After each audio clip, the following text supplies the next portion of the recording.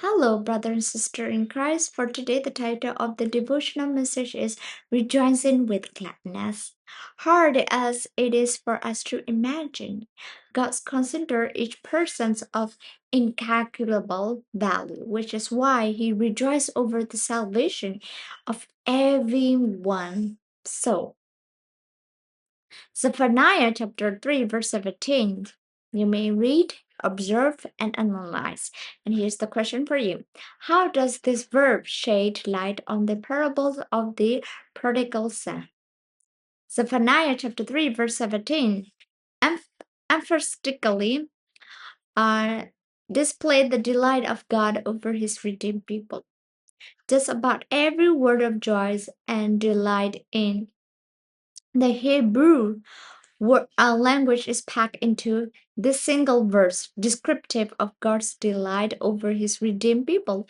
It's almost as if no one of the term by itself is sufficient to describe the magnitude of God's delight on that day. Notice too here. Where God is, according to this Bible verse, it say, in the midst of his people.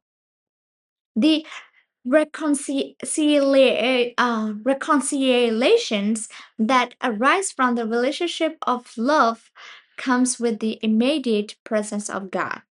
Okay, just like the father, when he sees the son afar off, he comes running. Here, God is the midst of his people.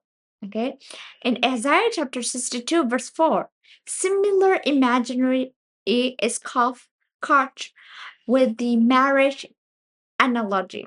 According to Isaiah chapter 62, verse 4, God's people will be called Ephezibah, which means my delight is in her, and the land will be called Beulah, which means married. Why? Because the text said, the Lord delight in you, and your land shall be married.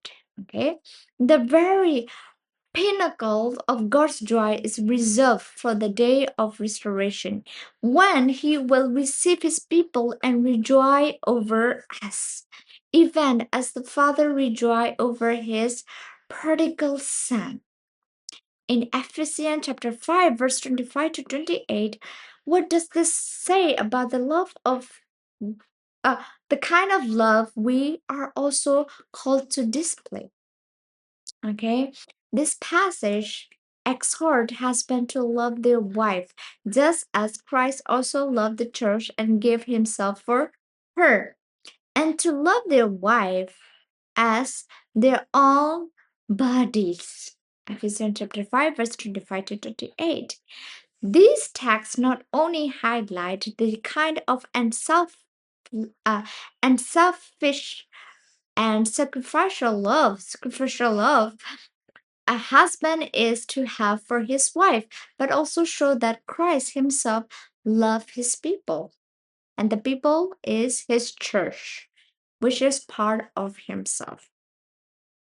If you want to discuss more further detail, you may explore more of the devotional message. Thank you for listening. See you next time.